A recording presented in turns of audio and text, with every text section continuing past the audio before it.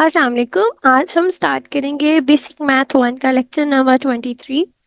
और previous lecture में हमने एक्सरसाइज 6.1 कंप्लीट की थी और उससे रिलेटेड जो डेफिनेशंस थी वो कंप्लीट की थी। अब हम स्टार्ट करेंगे 6.2 एक्सरसाइज और उससे रिलेटेड कुछ एग्जांपल्स और डेफिनेशंस को हम पहले सॉल्व करेंगे, फिर हम एक्सरसाइज की तरफ मूव करेंगे।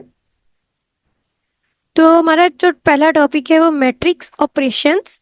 तो मैट्रिक्स में कौन कौन से ऑपरेशन होते हैं? मैट्रिक्स एडिशन होती है, सब्ट्रैक्शन होती है, ट्रू मैट्रिसेस। अभी यहाँ पे वर्ड यूज हुआ है मैट्रिसेस मींस जहाँ पे ज्यादा है, मतलब एक से ज्यादा मैट्रिसेस को जब हम ऐड करते हैं और सब्ट्रैक्ट करते हैं, if and only if they have the same order. उनको दो मैट्रिसेस को ऐड करने की या सब्ट्रैक्ट करने की जो कंडीशन है ना, वो ये है कि उनका जो ऑर्डर है वो सेम होना चाहिए। मतलब नंबर ऑफ रोज और नंबर ऑफ कॉलम्स जो है वो दोनों में सेम होगी, तभी वो ऐड हो सकते हैं, अदरवाइज वो ऐड नहीं हो सकते। तो एग्जाम्पल नंबर 1 है, if A is equal to this and B is equal to this, find a plus b और बी माइनस ए। तो हमारे पास ए और बी अगर ये दे दिए गए हैं तो हमें ए प्लस बी और बी माइनस ए को फाइंड करना है। तो a प्लस बी और b माइनस ए हम फाइंड कर रहे हैं। पहले हम लिखेंगे a प्लस बी को सॉल्व करते हैं। तो a प्लस बी एक मैट्रिक्स प्लस b मैट्रिक्स, और इनकी जो क्रॉसपोर्डिंग एंट्रीज है उनको हम सम कर देंगे। तो 2 + 7, 3 प्लस -3, 4 + 0 और 5 + 4। तो हम इनकी क्रॉसपोर्डिंग एंट्रीज को सम कर देंगे, तो ये हमारे पास आ गया इन दोनों का सम। अब नेक्स्ट है b माइनस ए। तो पहले हम b मैट्रिक्स को लिखेंगे माइनस ए मैट्रिक्स। अब दोनों की क्रॉसपोंडिंग एंट्रीज को माइनस करेंगे, तो वो माइनस करने के बाद ये हमारे पास आ गया इन दोनों का माइनस। नेक्स्ट ये वर्ड प्रॉब्लम है, ये आपके कोर्स से रिलेटेड नहीं है, इसको आप रहने दें। इसमें सिंपली आपको सब्ट्रैक्शन करनी बता रही है। Interpret the meaning of the value in the difference of the matrix. Difference is mean subtraction. तो ये प्रैक्टिस एक्सरसाइज के लिए दिया गया है कि अगर ये वैल्यूज दी गई हो आपको मैट्रिसेस में, मीन्स ये रियल लाइफ से एक प्रॉब्लम ले लिया गया है। Department of energy as projected energy consumption figure, energy जो है ना कंज्यूम हुई है ईयर 2020 में, तो उसका एक उन्होंने आपको स्केच दे दिया गया है कि इस कंट्री में इतनी यूज हुई है और ये कहाँ कहाँ से बनी। मतलब कि इनके सोर्सेज कौन कौन से थे, किस किस ऑयल से बनी है, गैस से बनी है, ये जो चीज़ें हैं मेन, और किस सूबे में कितनी कितनी कौन सी यूज हुई है। ठीक है, गैस की पंजाब में जो गैस से बनी हुई है, या ऑयल एंड गैस लोकल जो है, और इम्पोर्टेड जो है वो, और उसके बाद न्यूक्लियर, हाइड्रो एंड सोलर। तो ये हर सूबे की बताई गई है। ठीक है, कि ये वाली जो है, ये वाली इलेक्ट्रिसिटी जो इससे बनी हुई है वो पंजाब में इतनी हुई है, सिंध में इतनी, केपीके में और बलोचिस्तान में। तो next the matrix computation p minus A reflect the estimate change in the average daily energy consumption by energy source between 1987 and 2000। अब जो 1987 से 2000 है, अब उनका हम डिफरेंस लेंगे। अब हमें एक p मैट्रिक्स है वो 1987 की हमें कंज्यूम की हुई एनर्जी बता रहा है, और जो दूसरा मैट्रिक्स है e वो हमें 2000 की बता रहा है। तो दोनों का जब हम डिफरेंस लेंगे तो ये हमारे पास इस तरह से होगा, इनकी क्रॉसपोंडिंग एंट्रीज जो होंगी वो माइनस होंगी, तो ये दोनों का डिफरेंस आ गया। नेक्स्ट है definition scalar multiplication. Scalar multiplication simply होता है क्या है कि एक स्केलर नंबर है उसको हमने मल्टीप्लाई कर देना है पूरे अगर वो मैट्रिक्स के साथ मल्टीप्लिकेशन हो रही है तो मैट्रिक्स की हर एंट्री के साथ वो स्केलर मल्टीप्लाई होगा। जैसे कि देखिए यहाँ पे के एक स्केलर है, इसको जब हमने मल्टीप्लाई किया इस मैट्रिक्स के साथ जिसका ऑर्डर है 3 × 2 मीन्स 3 रोज 2 कॉलम्स, तो वो इसकी हर एंट्री के साथ मल्टीप्लाई होगा। जैसे a scalar is a real number, scalar multiplication of a matrix is the multiplication of a matrix bye a scalar. Scalar multiplication matrix में क्या होता है, इसमें मल्टीप्लिकेशन होती है मैट्रिक्स की एक स्केलर के साथ। The product is founded by the multiplying each element in the matrix by the scalar. अब जो हमें इसका प्रोडक्ट मिलता है वो कब मिलता है, जब हम मैट्रिक्स के हर एलिमेंट के साथ उस स्केलर को मल्टीप्लाई कर दें। If k is scalar and A is the following matrix, A अगर ये एक मैट्रिक्स है और के कोई स्केलर है तो वो हर एंट्री से इसके मल्टीप्लाई होगा। नेक्स्ट एग्जांपल नंबर 3 भी सेम उसी तरह से प्रीवियस पैटर्न पे ही है, एनर्जी कंज्यूमेशन। तो प्रोजेक्ट 2017 से लेके 2020 तक। अब नेक्स्ट जो है उस टॉपिक है मल्टीप्लिकेशन ऑफ टू मैट्रिसेस। ये बहुत इंपॉर्टेंट टॉपिक है ठीक है, इसमें से क्वेश्चन मस्ट होता है मल्टीप्लिकेशन ऑफ टू मैट्रिसेस में से। Two matrices a and B are said to be comfortable for the product A b. कोई से भी दो मैट्रिक्स जो हैं वो मल्टीप्लिकेशन के लिए कंफर्टेबल कब होंगे? जब number of columns of a is equal to the number of rows of b, कि ए के कॉलम्स बराबर होंगे बी की रोज के। Assume that A matrix A having the order m cross n is to be multiplied by the matrix B having the order n cross p। तो एक matrix है जिसका ऑर्डर m क्रॉस n है, उसको जब हम मल्टीप्लाई करेंगे एक मैट्रिक्स है जिसका ऑर्डर n क्रॉस p है, then the necessary and the sufficient condition show in the figure. देखिए तो हमारे पास क्या ऑर्डर बन जाएगा, m क्रॉस p बन जाएगा। m इसमें जितनी रोज होंगी और इसमें जितने कॉलम्स होंगे। तो ये हमारे पास जो फिगर में नेसेसरी और सफिशिएंट कंडीशन जो है वो शो कर दी गई है कि हमारे पास ए मैट्रिक्स की रो वाला ऑर्डर आएगा और बी मैट्रिक्स के कॉलम वाला ऑर्डर आएगा। To determine the elements of the product matrix the following computation rule can be used as show in the figure 2, where Cij is a solar obtained by inner product। अब यहाँ पर ये जो figure number 2 है, देखिए Cij, J means column और I means row, जो हमारे पास ये जो आएगा ना ये हमारे पास इनर प्रोडक्ट वाली मल्टीप्लिकेशन से ही आएगा। ठीक है, सिंपल मल्टीप्लिकेशन और इनर प्रोडक्ट मल्टीप्लिकेशन। अब यहाँ पे देखिए बताया गया है find the matrix product A B where A is equal to this and B is equal to this, also determine B A if possible.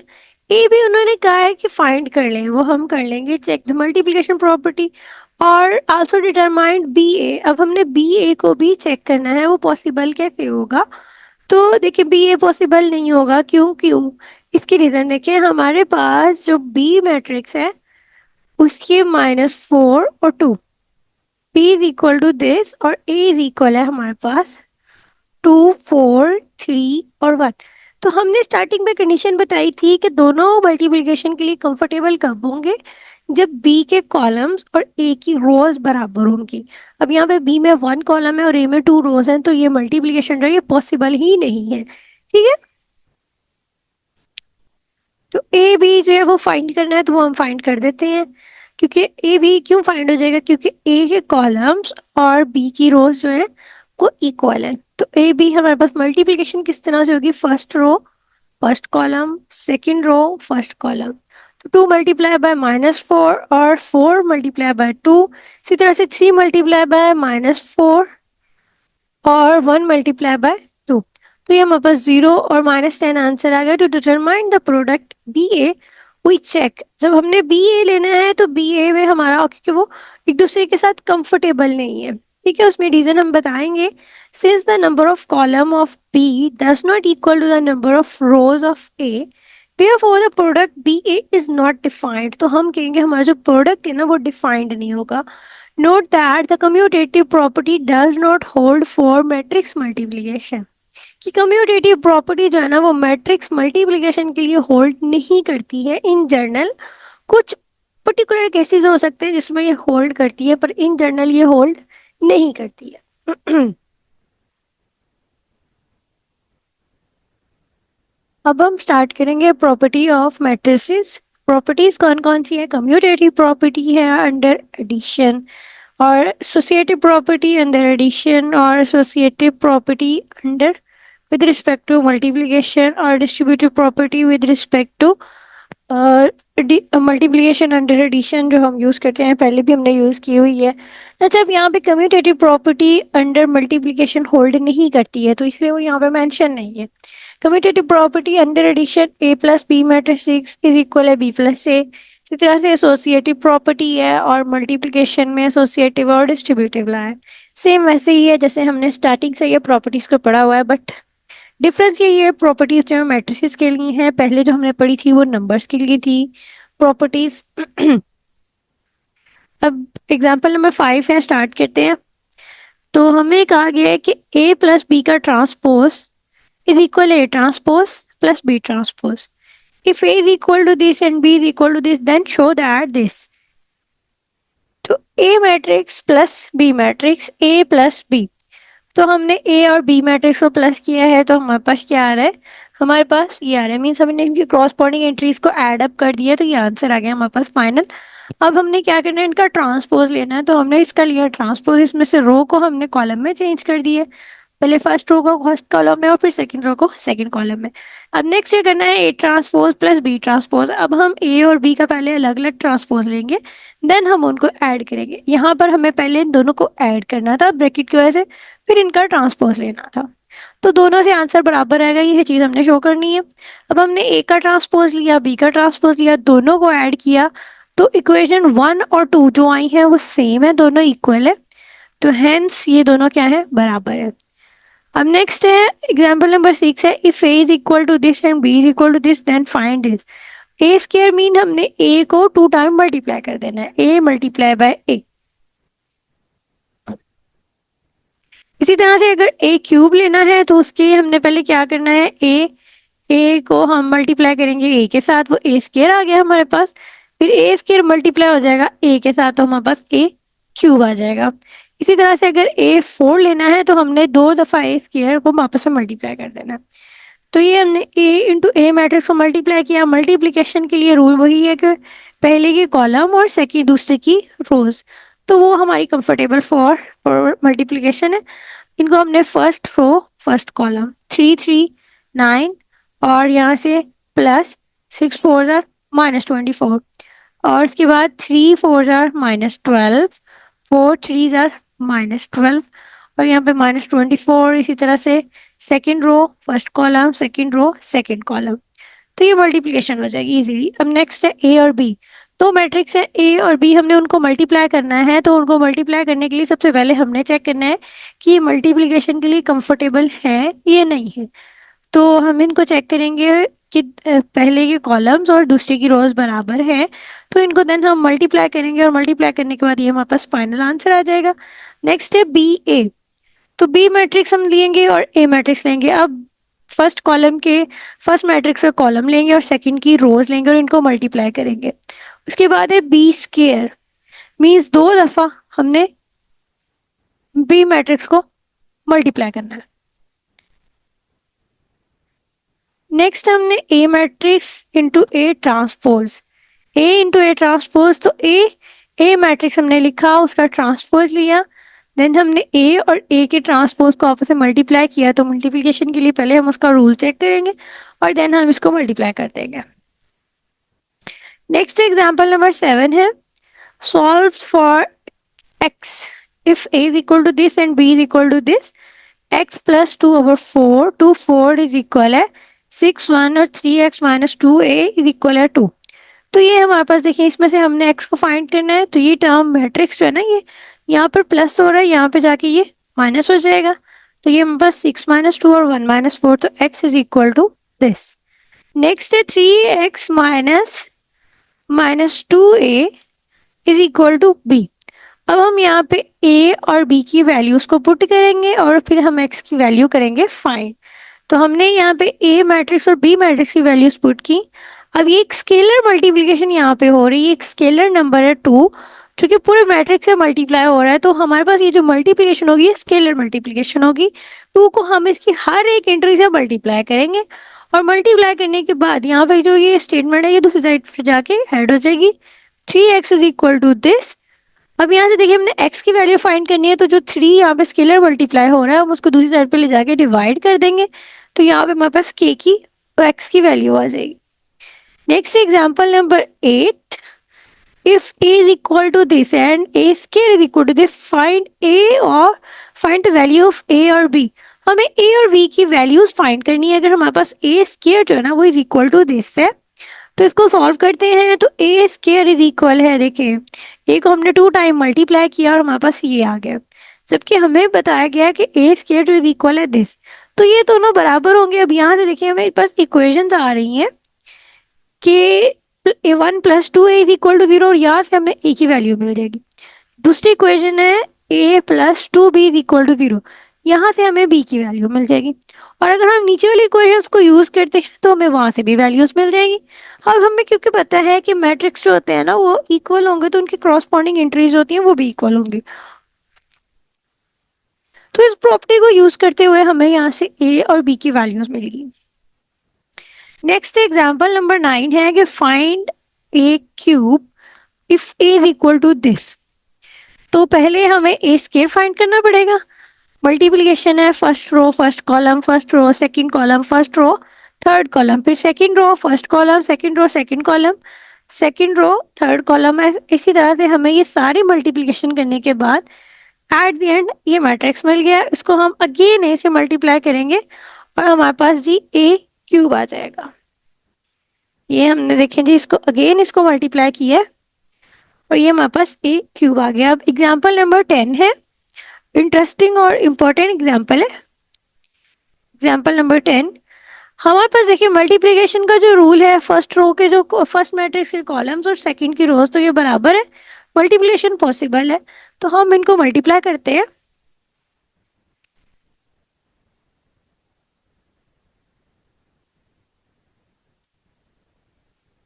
Okay, first row first column, तो हम इसको मल्टीप्लाई करते हैं यहाँ पर। तो ये देखेंगे हमारे पास आ जाएगी जी r r cos square theta plus 0 minus minus plus r sine square theta. अब यहाँ से आर को हम कॉमन करते हैं तो cos square theta plus sine square theta is equal to 1 आ जाएगा। देखिए अब यही row first row second column जब इससे मल्टीप्लाई होगी तो सारी टर्म 0 हो जाएगी, फिर फर्स्ट रो थर्ड कॉलम और ये वैल्यूज आ गई। अब इसी तरह से second row first column second row second column second row third column, तो ये सारी वैल्यूज 0 तकरीबन हो गई हैं सवाई आर के। फिर third row first column third row second column third row third column, और इनको हमने फर्दर जब हमने इनको सॉल्व कर लिया है तो यहाँ पर जो हमारा रिमेनिंग मैट्रिक्स आ रहा है ये एक स्केलर मैट्रिक्स है, जिसमें से हम आर स्केलर को जब कॉमन करेंगे ना तो वो आइडेंटिटी मैट्रिक्स पीछे बच जाएगा। 3 ऑर्डर का जो मैट्रिक्स बचेगा वो हमारा आइडेंटिटी मैट्रिक्स हो जाएगा और वो हमारी राइट हैंड साइड जो हमें दी गई है वो उसके इक्वल आ रहा है। ठीक है, अब नेक्स्ट चलते हैं एग्जाम्पल नंबर 11 की तरफ। एग्जाम्पल नंबर 11 में भी हमें स्टार्ट में क्या बता दिया गया है कि ए ट्रांसपोज, अगेन ट्रांसपोज अगर लेंगे तो वो ए ये प्रॉपर्टी है और ये एमसीक्यूज पॉइंट ऑफ व्यू से भी ओपन इंपॉर्टेंट है कि कोई भी मैट्रिक्स है अगर हम उसका ट्रांसपोज लेते हैं और अगेन ट्रांसपोज लेते हैं, मतलब 2 टाइम ट्रांसपोज लेते हैं तो वो इटसेल्फ आ जाता है। ठीक है, तो A transpose is equal again transpose is equal to A. हमने ए मैट्रिक्स लिया, ए का ट्रांसपोज लिया, देखें ए का ट्रांसपोज ये आ गया, उसका अगेन हमने ट्रांसपोज लिया तो हमारे पास सेम वही मैट्रिक्स आ गया जो ए था। इसी तरह से ये हमने बी पे चेक किया, बी ट्रांसपोज का transpose is equal to b और वो भी बी के इक्वल आ गया। अब हम आ रहे हैं एक्सरसाइज की तरफ। 6.2 एक्सरसाइज है हमारे पास कि if A is equal to this b is equal to this c is equal to this, then हमारे पास अगर ये जो है ए बी और सी जो है ये बराबर है तो डी ये दिया गया, ई ये दिया गया, फाइंड दिस। सबसे पहले ए और बी को सम करना है। ए और बी को सम करने के लिए पहले जो चीज़ इंपॉर्टेंट है कि इनकी जो प्रॉपर्टी हमने वो चेक करनी कि क्या इन दोनों का ऑर्डर सेम है, क्या ये पॉसिबल है कि ये सम हो सकते कंफर्टेबल है। तो इन दोनों का ऑर्डर सेम है तो हम इनकी क्रॉसपॉन्डिंग एंट्रीज को ऐड कर देंगे, तो ये हमारे पास ए प्लस बी का सम आ गया। नेक्स्ट है ए माइनस 2b। अब 2 जो है वो एक स्केलर है जो एक मैट्रिक्स b के साथ मल्टीप्लाई हो रहा है। यहाँ पे हमारी स्केलर मल्टीप्लिकेशन हो रही है। ठीक है, 2b स्केलर मल्टीप्लिकेशन हो रही है, b मैट्रिक्स की वैल्यू हमने पुट की, a मैट्रिक्स की वैल्यू पुट की, तो जो ये स्केलर है ये सभी के साथ मल्टीप्लाई होगा, इस मैट्रिक्स की हर एंट्री के साथ मल्टीप्लाई होगा। तो मल्टीप्लाई करने के बाद हमारे पास ये बचता है, इसको हम दोनों को सब्ट्रैक्ट करेंगे, फाइनल हमारे पास ये मैट्रिक्स आ जाता है। यहाँ पर भी स्केलर मल्टीप्लिकेशन के बाद जब हम माइनस करते हैं तो माइनस करते हुए भी दोनों का ऑर्डर सेम होना चाहिए। सेम इसी तरह से यहाँ पे 4a माइनस 3b है, 4b एक स्केलर मल्टीपल है और 3b, तो a और b के साथ हम इनको मल्टीप्लाई करेंगे और मल्टीप्लाई करने के बाद हमारे पास ये एट दी एंड आंसर आ रहा है सब्ट्रैक्शन करने के बाद। और नेक्स्ट है c माइनस डी। c और d दोनों का ऑर्डर सेम है, देखिए 3 क्रॉस 3 है तो सब्ट्रैक्शन जो है वो कंफर्टेबल है, पॉसिबल है। दोनों को सब्ट्रैक्ट करने के बाद ये हमारा आंसर आ गया। नेक्स्ट है हमारे पास प्रॉपर्टी c माइनस डी और माइनस ई। पहले हम c माइनस डी को सॉल्व करते हैं, वो हमने ऑलरेडी b कर लिया हुआ है, हम वही आंसर भी ले सकते हैं अगर ये कंबाइन कर रहे हैं। तो ये c माइनस डी का आंसर आ गया। अब इसमें से हम माइनस ई करेंगे, ई माइनस करने से पहले हमें चेक करना होगा क्या ई का भी ऑर्डर वही है जो c माइनस डी का ऑर्डर है, तो वो दोनों का ऑर्डर सेम है 3 क्रॉस 3, तो ये इजीली कंफर्टेबल है। अब नेक्स्ट है डी माइनस ई, हम पहले फाइंड करेंगे, जो टर्म ब्रैकेट में होती है पहले हम उसको सॉल्व करते हैं, फिर हम बाकी को सॉल्व करते हैं। तो हम पहले डी माइनस ई को सॉल्व करेंगे और उसके बाद हम सी को इसमें से कर देंगे। तो पहले ये डी माइनस ई और उसके बाद C minus D minus E. If A is equal to this, B is equal to this and C is equal to this, then show that A B into C और A B C। तो हम ये properties को check करते हैं। अगर हमारे पास ये मैट्रिसेस दे दिए गए हैं, देखें पहले में हम A और B को मल्टीप्लाई करेंगे, उसके बाद हम C से मल्टीप्लाई करेंगे। तो पहले हम चेक करते हैं क्या ये मल्टीप्लिकेशन के लिए पॉसिबल है, क्या ये कंफर्टेबल है फॉर मल्टीप्लिकेशन। तो A मैट्रिक्स के कॉलम और B मैट्रिक्स की रोज बराबर है, तो ये कंफर्टेबल है। ये इनको मल्टीप्लाई करने के बाद आ गया। अब हम इसको सी से मल्टीप्लाई करेंगे, पहले हम इसकी प्रॉपर्टी को चेक कर लेंगे। प्रॉपर्टी को चेक करने के बाद हमारे पास ये आंसर आ गया जब हमने इसको सॉल्व कर लिया प्रॉपर्टी चेक करने के बाद। अब नेक्स्ट से पहले हम बी मल्टीप्लाई बाय सी करेंगे, देन हम ए से मल्टीप्लाई करेंगे।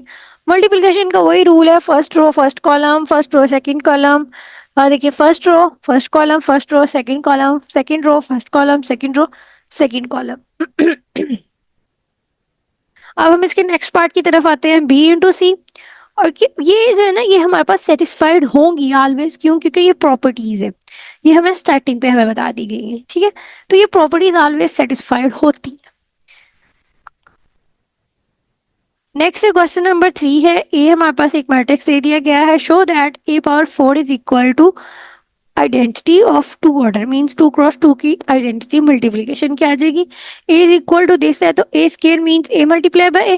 तो हम मल्टीप्लाई करेंगे first row first column, first row second column, iota square plus 0 और यहाँ से 0 0, यहाँ से देखेंगे इसको मल्टीप्लाई किया अयोटा और माइनस अयोटा और दिस, ये कैंसिल होने के बाद यहाँ पे बचा 0, ऊपर से अयोटा स्क्वायर -1 और दिस वन भी -1। अब हमें ए 4 चाहिए, हम इसको ए स्क्वायर मल्टीप्लाई ए स्क्वायर करेंगे तो हमारे पास आइडेंटिटी ऑफ ऑर्डर 2 आ जाएगी। नेक्स्ट क्वेश्चन नंबर 4 से लेकर क्वेश्चन नंबर 7 तक हमने ए और बी को फाइंड करना है। इफ दिस, ये दोनों जो है ये इक्वल है मैट्रिसेस, कोई भी जब मैट्रिसेस इक्वल होते हैं तो उनकी क्रॉसपॉन्डिंग एंट्रीज होती हैं ये इक्वल होती हैं, ये इसकी डेफिनेशन है और ये इसकी प्रॉपर्टी है। तो यहाँ से हम क्या कह सकते हैं, a + 5 इज इक्वल टू 10 और 3b - 4 इज इक्वल टू 2। यहाँ से हम a की वैल्यू फाइंड कर लेंगे और यहाँ से हम b की वैल्यू फाइंड कर लेंगे। अगर हम a और b की वैल्यूज को इस मैट्रिक्स में पुट करते हैं ना, तो ये दोनों इक्वल एंट्रीज आएंगी। देखिए अगर हम a की जगह पे a की वैल्यू रखते हैं तो 10 2 और 1, अगर हम b की जगह पे 2 रखते हैं 2 3 = 6 6 - 4 2, तो ये दोनों की वैल्यूज बराबर आ जाएगी, ठीक है। नेक्स्ट है क्वेश्चन नंबर 5। क्वेश्चन नंबर 5 में भी हमने a और b की वैल्यूज को फाइंड करना है। तो यहाँ पे भी देखिए दोनों क्रॉसपॉन्डिंग एंट्रीज जो ये मैट्रिक्स बराबर है, तो इनकी क्रॉसपॉन्डिंग एंट्रीज होंगी वो भी बराबर होंगी। यहाँ से a + 3 is equal to b और 2b is equal to a। तो इन दोनों को हम करेंगे पहले सिंप्लीफाई करेंगे ताकि इनके कोएफिशिएंट कंपेयरिंग से हम इनमें से वैल्यू निकाल सकें। हमने कोएफिशिएंट कंपेयरिंग से वैल्यू निकाली, b इज इक्वल टू 1 और फिर हमने b की वैल्यू को इक्वेशन नंबर 1 में पुट किया और हमारे पास e की वैल्यू आ गई। नेक्स्ट है क्वेश्चन नंबर 6। क्वेश्चन नंबर 6 में भी हमारे पास एक स्केलर टर्म है जो कि मल्टीप्लाई हो रही है और दोनों इक्वल मैट्रिसेस है। तो पहले हम जो है स्केलर को मल्टीप्लाई कर देंगे और इन दोनों को सम करते हैं, फिर हम इसको बाय इक्वल मैट्रिक्स सॉल्व करते हैं।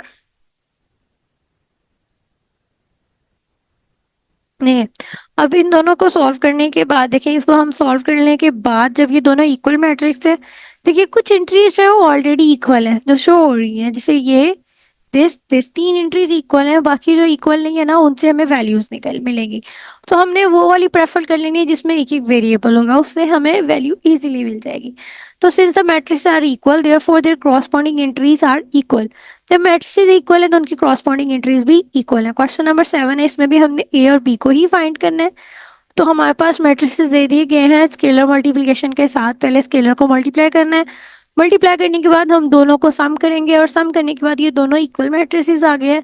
तो जब दोनों इक्वल हैं तो इनकी क्रॉसपॉन्डिंग एंट्रीज भी इक्वल होंगी। आप इसको फर्दर और भी सिंप्लीफाई कर सकते हैं, जैसे यहाँ पे 7 आता है तो आप इसको 7 लिखेंगे और इसको भी 18 आ रहा है तो 18 लिखेंगे, ताकि ये दोनों जो है ना फिर हम इनको इक्वल रख के यहाँ से a और b की वैल्यूज निकाल सकें। नेक्स्ट है क्वेश्चन नंबर 8 है। क्वेश्चन नंबर 8 में सॉल्व करना है x के लिए फॉर x और 2x - 3a is equal to b। A और बी की वैल्यूज आपको गिवन है, ये सेम वैसे ही है जैसे हमने ऊपर एग्जांपल सॉल्व की है। तो पहले हम इस स्केलर को अंदर मल्टीप्लाई करेंगे और उसके बाद हम इसमें से इसको दूसरी साइड पे मूव करते हैं और इसमें से हम वैल्यू लेते हैं जी।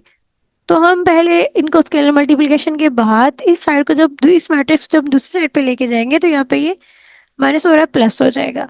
इन दोनों को हम प्लस कर देंगे, ये कंफर्टेबल है फॉर एडिशन। प्लस करने के बाद हम ये जो स्केलर है इसको यहाँ से मल्टीप्लाई हो रहा है यहाँ से डिवाइड करेंगे तो यहाँ से हमारे पास एक्स की वैल्यू आ गई। नेक्स्ट है हमारे पास क्वेश्चन है कि ए और बी का transpose equal A transpose plus B transpose. Same ये हमने एग्जांपल में भी किया है, इसमें हमें पहले ए प्लस बी मैट्रिक्स निकालना पड़ेगा, उसके बाद उसका ट्रांसपोज लेंगे और दूसरी तरफ फिर हम लेफ्ट हैंड साइड जो है ये सोल्व करने के बाद हम राइट हैंड साइड पहले ए का ट्रांसपोज लेंगे प्लस बी का ट्रांसपोज लेंगे, फिर दोनों को सम कर देंगे। तो ये मस्ट भी हमें कि शो दैट है ना, तो ये चीज़ प्रूव है, जस्ट हमने करके दिखानी है, ये चीज़ ऑलरेडी प्रूव है।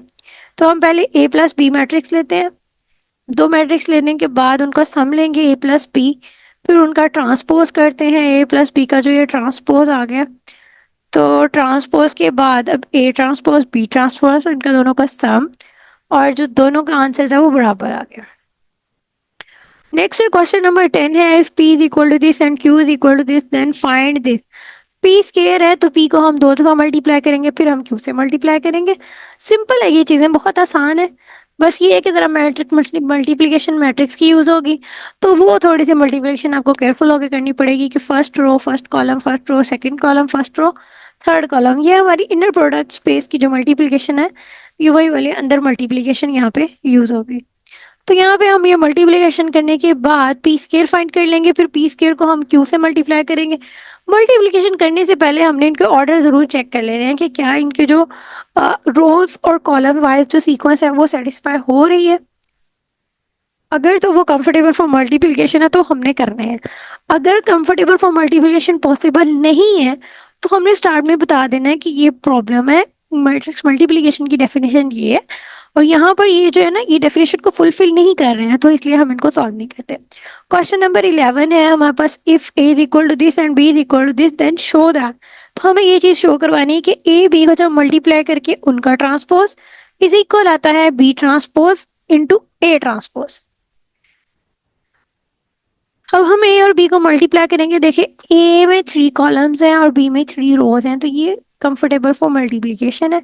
इनको मल्टीप्लाई करने के बाद देखिए इसका ऑर्डर जो था वो किस तरह से था, 3 मल्टीप्लाई बाय 2 और इसका ऑर्डर था 3, सॉरी मैंने गलत लिख दिया यहाँ पे, ये था 2 मल्टीप्लाई बाय 3 एक ऑर्डर है 2 मल्टीप्लाई बाय 3 और बी का जो ऑर्डर है वो है 3 मल्टीप्लाई बाय 2। तो हमारे पास ऑर्डर किस तरह से आता है, पहले का m और p, तो ये 2 क्रॉस 2 ऑर्डर का आ गया हमारे पास, ठीक है। जैसे स्टार्टिंग में हमें एग्जांपल में दिया गया था m क्रॉस p और n क्रॉस p, तो हमारे पास क्या हो जाएगा m और यहाँ से p, तो ये m इंटू p हो गया। अच्छा जी, अब नेक्स्ट है ये ए बी मल्टीप्लाई होके आ गए हैं तो इनका हमें ट्रांसपोज लेना है। हमने इन दोनों का ट्रांसपोज ले लिया है, ट्रांसपोज में हमने क्या किया है, रो को हमने कॉलम में चेंज कर दिया और फिर दूसरी रो को भी हमने कॉलम में चेंज कर दिया। नेक्स्ट हमने ए ट्रांसपोज लिया बी ट्रांसपोज लिया, दोनों का ट्रांसपोज लेने के बाद फिर उन दोनों को मल्टीप्लाई किया। मल्टीप्लिकेशन से पहले हमें चेक किया कि दोनों मल्टीप्लिकेशन के लिए कंफर्टेबल है या नहीं है, देन हमने इन दोनों को मल्टीप्लाई किया और हमारे पास इक्वेशन 1 और 2 से जो आंसर्स आ रहे हैं वो बराबर आ रहे हैं। अब नेक्स्ट है, if A and B are square matrices of the same order then show that.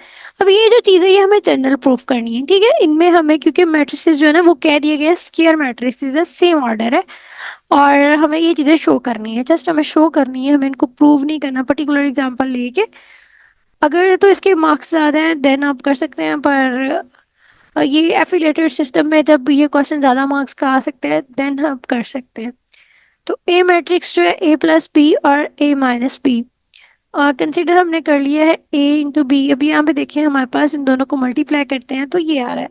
अब यहाँ पर क्योंकि हमें जनरली पता है A plus B does not equal to B, means A into B इक्वल नहीं होता है बी और ए के, ये हमें पता है, ये पॉसिबल ही नहीं है। जब ये पॉसिबल नहीं है तो ये दोनों कैंसिल नहीं होंगे, जब ये कैंसिल नहीं होंगे तो ये इसके बराबर तो कभी भी नहीं होंगे। ठीक है, तो यहाँ पे अपने रीजन क्या देने, इन जनरल हम ये जो है ना मल्टीप्लिकेशन में कम्यूटेटिव प्रॉपर्टी होल्ड नहीं करती है। अब नेक्स्ट है, देखिए अब हमारे पास इन दोनों को हमने मल्टीप्लाई किया है। ए प्लस बी का जब हम स्केयर ओपन करते हैं तो वो A square plus 2ab plus B square होता है। तो हम इन दोनों को देखें, ए प्लस बी को हमने 2 टाइम लिखा, हमने मल्टीप्लाई किया। अब ए बी और बी ए दोनों इक्वल होंगे तो हम उन दोनों को कोएफिशिएंट्स को ऐड करके 2ab लिख सकते हैं ना। तो वो दोनों इक्वल नहीं है। अब यहाँ से देखें क्या है, इन जनरल हमने कह दिया है A B does not equal to B A, तो ये कभी भी इक्वल नहीं होगा इस स्टेटमेंट के कि बी ए की जगह हम ए बी लिखें फिर इन दोनों को ऐड करें, ये बी इसके इक्वल नहीं होगा। अब नेक्स्ट है ए माइनस बी का होल स्क्वायर इज इक्वल है A square minus 2ab plus B square. तो A minus B whole square is equal है ए माइनस बी, और ए माइनस बी ये मल्टीप्लाई हो रहे हैं। तो हम देखें यहाँ से हम यही कह सकते हैं ये बी ए इज इक्वल नहीं होगा ए बी के। देखें अगर ये इक्वल, देखें ना ये इस चीज के इक्वल कभी भी नहीं आएगा, अगर ये इसके इक्वल नहीं आएगा तो इन दोनों का सम भी नहीं होगा और ये वैल्यू कभी भी नहीं आएगी। 6.2 अब हमारी कंप्लीट हो गई है। उम्मीद है आज का लेक्चर आपको समझ आया होगा। नेक्स्ट लेक्चर में इंशाल्लाह हम 6.3 करेंगे। तब तक के लिए अल्लाह हाफिज।